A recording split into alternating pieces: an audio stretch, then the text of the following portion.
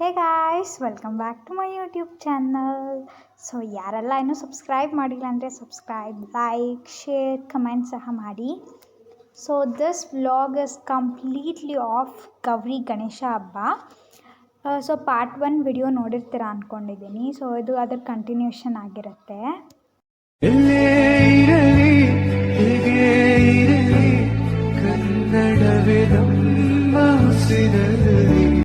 ನಾವು ಸ್ಟಾರ್ಟ್ ಮಾಡಿದ್ದೆ ಒಂದು 2 ಡೇಸ್ ಹಿಂದಿನ ದಿನ. ಅಕ್ಕಿನ ಚೆನ್ನಾಗಿ ತೊಳೆದ್ಬಿಟ್ಟು ಬಿಸಿಲಿಗೆ ಒಣಗಾಕಿದ್ರಿ.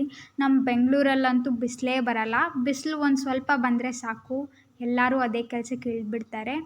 ಸೊ ಅದಾದಮೇಲೆ ನಾನು ಹಳೆ ವ್ಲಾಗ್ ಕಂಟಿನ್ಯೂಷನ್ ಅಂತ ಹೇಳಿದ್ನಲ್ಲ, ಸೊ ಡಿನ್ನರ್ ಮುಗಿಸ್ಕೊಂಡು ಸ್ವಲ್ಪ ಹೆಡ್ ಮಸಾಜ್ ಮಾಡ್ಕೊಂಡು and then I started the rangoli design. So ನಾನು ಒಂದು ಡಿಸೈನ್ನ ಫಸ್ಟ್ ಪೇಪರಲ್ಲಿ ಹಾಕ್ಕೊತೀನಿ, ಆಮೇಲೆ ಅದನ್ನು ರಿಯಾಲಿಟಿಯಾಗಿ ತೋರಿಸ್ತೀನಿ. ಆ್ಯಂಡ್ ಇವತ್ತು ಎಕ್ಸ್ಟ್ರಾ ಸ್ಪೆಷಲ್ ಏನಂತಂದರೆ ಈ ಫ್ಲವರ್ ಡೆಕೋರೇಷನ್ ರಂಗೋಲಿ ಹಾಕಿದ್ದು. ನಾವು ಇವತ್ತು ರೆಡ್ ಫ್ಲವರ್ಸ್ ಮತ್ತು ಯೆಲ್ಲೋ ಸೇವಂತಿಗೆ ಮತ್ತು ಪನ್ನೀರ್ ಎಲೆನ ಸ್ವಲ್ಪ ಕತ್ರಿಯಲ್ಲಿ ಕಟ್ ಮಾಡಿ ಹಾಕ್ಕೊಂಡು ರೆಡಿ ಮಾಡ್ಕೊಂಡ್ವಿ. ಅದ್ರ ಜೊತೆಗೆ ಹೊರ್ಗಡೆನೂ ದೊಡ್ಡದಾಗಿ ರಂಗೋಲಿ ಹಾಕಿ and then I came back fresh up ಆಗಿ ಮತ್ತು I did the skin care and ended that day. And next day ಬೆಳಗ್ಗೆ ಬೇಗ ಎದ್ದು ಮನೆಯೆಲ್ಲ ಚೆನ್ನಾಗಿ ಕ್ಲೀನ್ ಮಾಡಿಕೊಂಡು ಆ್ಯಂಡ್ ದೆನ್ ನಾವು ಕಡುಬು ಮಾಡೋಕ್ಕೆ ಕೂತ್ಕೊಂಡ್ವಿ. ಈ ಕಡುಬು ಮಾಡೋ ಮಷೀನ್ ನಮಗೆ ಆನ್ಲೈನಲ್ಲಿ ಸಿಕ್ತು. ಇದರಿಂದ ನಮ್ಮ ಕೆಲಸ ಸೂಪರ್ ಈಸಿ ಆಗೋಯಿತು.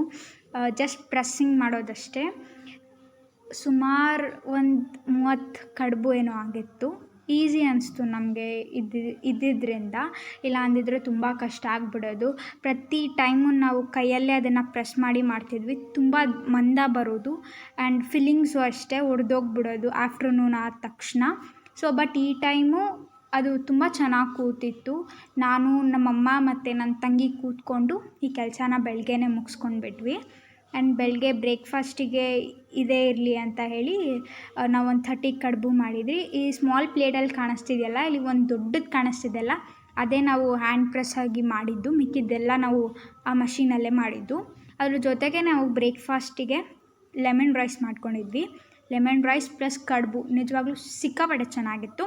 ಆ್ಯಂಡ್ ದೆನ್ ನೈಟ್ ಹಾಕಿದ ರಂಗೋಲಿ ಹೇಗಿರುತ್ತೆ ಅಂತ ಬೆಳಗ್ಗೆ ನೋಡೋಷ್ಟರಲ್ಲಿ ಗಾಳಿಗೆ ತುಂಬ ಕಲರ್ಸ್ ಎಲ್ಲ ಹರಡೋಗ್ಬಿಟ್ಟಿದ್ವು. ಸೊ ಇಷ್ಟಿತ್ತು. ಅದನ್ನು ಕ್ಯಾಪ್ಚರ್ ಮಾಡಿಕೊಂಡು ಹಾಗೆ ಹೇಗೆ ಕಾಣುತ್ತೋ ಫ್ಲವರ್ ಡೆಕೋರೇಷನ್ ಅಂತ ಅದನ್ನು ನೋಡೋಕ್ಕೆ ಹೋದೆ. ಈ ಥರ ಕಾಣಿಸ್ತಿತ್ತು.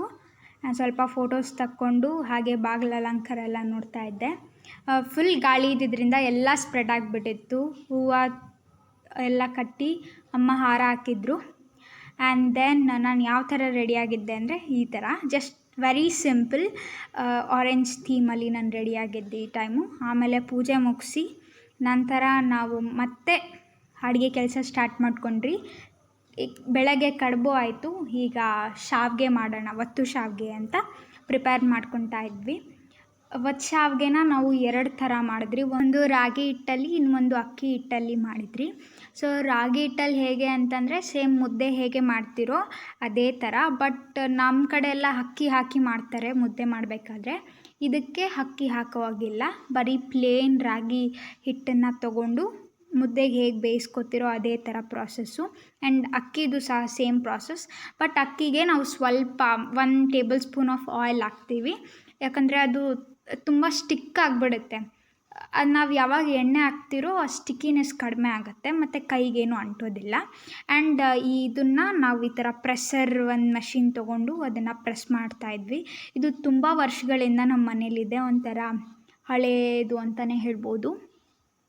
ಇದನ್ನು ನಾನು, ನನ್ನ ತಂಗಿ, ನಮ್ಮಮ್ಮ ಸೇರಿಕೊಂಡೆ ಮಾಡಿದ್ದು. ಒತ್ತಕ್ಕೆ ತುಂಬ ಕಷ್ಟ ಆಗುತ್ತೆ. ಒಬ್ಬರು ಅಂತೂ ಮಾಡೋಕ್ಕೆ ಆಗಲ್ಲ. ಒಂದಿಬ್ಬರದಾದ್ರೂ ಸಪೋರ್ಟ್ ಇಟ್ಕೊಂಡು ಮಾಡಿದ್ರೆ ನಾವು ಎರಡನ್ನೂ ಕಂಪ್ಲೀಟ್ ಮಾಡ್ಕೊಂಡ್ಬಿಟ್ವಿ. ಸುಮಾರು ನಮಗೆ 1-2 ಅವರ್ ಆಗಿತ್ತು ಮಾಡೋಷ್ಟರಲ್ಲಿ. ಚಕ್ಲಿ ಹೊತ್ತಾರಲ್ವ, ಸೇಮ್ ಬ್ಯಾಟರೇ ಇದಕ್ಕೂ ಯೂಸ್ ಮಾಡೋದು. ನಾವು 2 ಡೇಸ್ ಹಿಂದೆ ಅಕ್ಕಿನ ಒಣಗಿಸಿದ್ರಿಂದ ಅದು ಸ್ವಲ್ಪ ಚೆನ್ನಾಗಿ ಬರುತ್ತೆ, ಗರಿ ಗರಿಯಾಗಿ ಇರುತ್ತೆ ಅಟ್ ದ ಎಂಡ್. ನಾವು ಮಾಡೋ ಥರ ಪ್ರಾಸೆಸ್ ಮಾಡಿದ್ರೆ ಆರಾಮಾಗಿ ಬಂದುಬಿಡುತ್ತೆ. ಅಕಸ್ಮಾತ್ ಅಕ್ಕಿ ಏನಾದರೂ ಒದ್ದೆ ಥರ ಇತ್ತು ಅಂತ ಅಂದರೆ ಅದು ತುಂಬ ಸ್ಟಿಕ್ಕಿ ಆಗಿಬಿಡ್ತಿತ್ತು. ಹಾಗಾಗಿ ನಾವು ಅದನ್ನು ಚೆನ್ನಾಗಿ ಒಣಗಿಸಿ ಆಮೇಲೆ ಅದನ್ನ ಮಷಿನ್ಗೆ ಹಾಕ್ಸಿ ಈ ಥರ ಮಾಡಿದ್ದಿದ್ದು. ಆ್ಯಂಡ್ ದೆನ್ ಅದಾದ ತಕ್ಷಣ ಮತ್ತೆ ಈವ್ನಿಂಗ್ ಪೂಜೆ ಎಲ್ಲ ಮುಗಿಸಿ ಮನೆಗೆಲ್ಲ ಧೂಪ ಹಾಕಿ ಆ್ಯಂಡ್ ಅಗೇನ್ ನಾನು ನೆಮ್ಮದಿಯಾಗಿ ಕೂತ್ಕೊಂಡೆ ಊಟ ಮಾಡೋಕ್ಕೆ ಅಂತ ಡಿನ್ನರ್ನ. ಸೊ ಡಿನ್ನರಿಗೆ ಏನೆಲ್ಲ ಮಾಡಿದರು ಅಂತಂದರೆ ಅಕ್ಕಿ ಹಿಟ್ಟಿಂದು ಮತ್ತು ರಾಗಿ ಹಿಟ್ಟಿಂದು ಶಾವಿಗೆ ಮಾಡಿದರು. ಜೊತೆಗೆ ಸಿಹಿ ಪಾನಕ ಮಾಡಿ ಅನ್ನ, ರಸಮ್ಮು, ಹಪ್ಳ ಮತ್ತು ಸ್ವಲ್ಪ ಚಟ್ನಿ ಪುಡಿ ಹಾಕ್ಕೊಂಡು ನಾನು ಡಿನ್ನರ್ನ ಮುಗಿಸ್ದೆ. ಒಳ್ಳೆ ಬ್ಯಾಟಿಂಗ್ ಮಾಡಿದೆ ಅವತ್ತಂತೂ. ನಾವು ವರ್ಷಕ್ಕೆ ಒಂದು ಸರಿ ಆದರೂ ಈ ಥರ ಶಾವಿಗೆ ತಿನ್ನಬೇಕಂತೆ. So that is what we follow. And then ನನಗಂತೂ ರೆಡಿ ಆಗೋದಂತೂ ತುಂಬ ಇಷ್ಟ ಅಂತ ನಿಮಗೆ ಗೊತ್ತು. ನಾನು ರೆಡಿ ಆಗೋದೇ ಫೋಟೋಸ್ ತಗೊಳ್ಳೋಕ್ಕೆ, ಹಬ್ಬಕ್ಕೆ ವೆಯ್ಟ್ ಮಾಡ್ತಾ ಇರ್ತೀನಿ. ಸೊ ಹಾಗೆ ಫೋಟೋಸ್ ಎಲ್ಲ ಕ್ಲಿಕ್ ಮಾಡಿಕೊಂಡು ನಾನು ಮುಂದಿನ ವಿಡಿಯೋಲಿ ಸಿಗ್ತೀನಿ. Until then bye. Thanks for watching this.